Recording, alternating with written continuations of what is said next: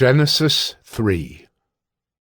Now the serpent was more crafty than any other beast of the field that the Lord God had made.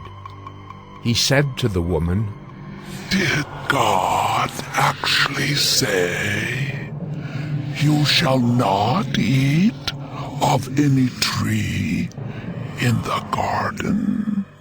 And the woman said to the serpent, "We may eat of the fruit of the trees in the garden, but God said, 'You shall not eat of the fruit of the tree that is in the midst of the garden, neither shall you touch it, lest you die.'"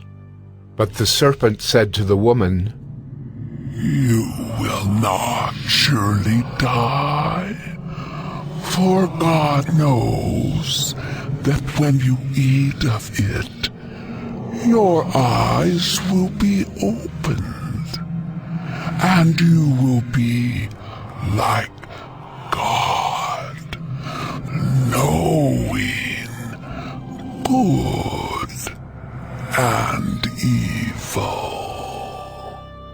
So when the woman saw that the tree was good for food, and that it was a delight to the eyes, and that the tree was to be desired to make one wise, she took of its fruit and ate. And she also gave some to her husband who was with her, and he ate.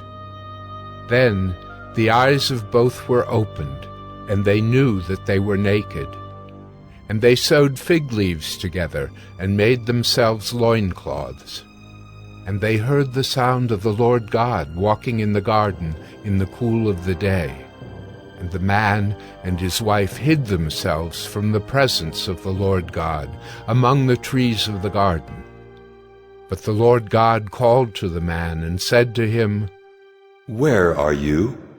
And he said, "I heard the sound of you in the garden, and I was afraid, because I was naked, and I hid myself." He said, "Who told you that you were naked? Have you eaten of the tree of which I commanded you not to eat?" The man said, "The woman whom you gave to be with me, she gave me fruit of the tree, and I ate." Then the Lord God said to the woman, "What is this that you have done?"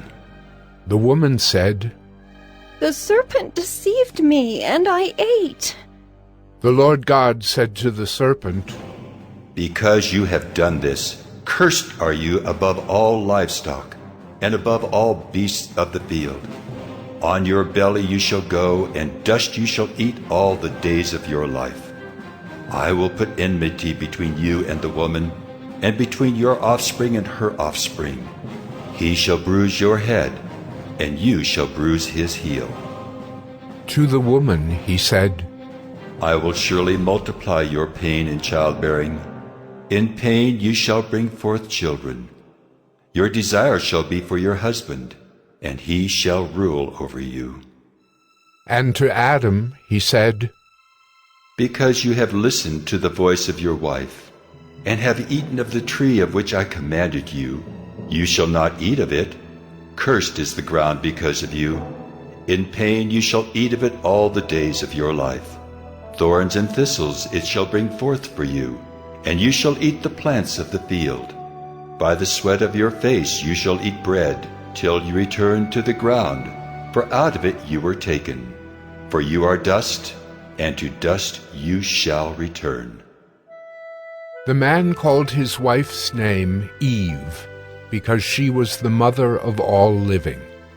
And the Lord God made for Adam and for his wife garments of skins and clothed them.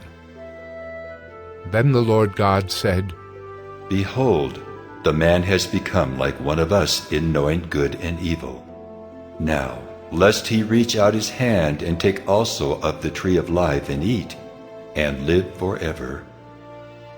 Therefore the Lord God sent him out from the Garden of Eden to work the ground from which he was taken. He drove out the man, and at the east of the Garden of Eden he placed the cherubim and a flaming sword that turned every way to guard the way to the tree of life.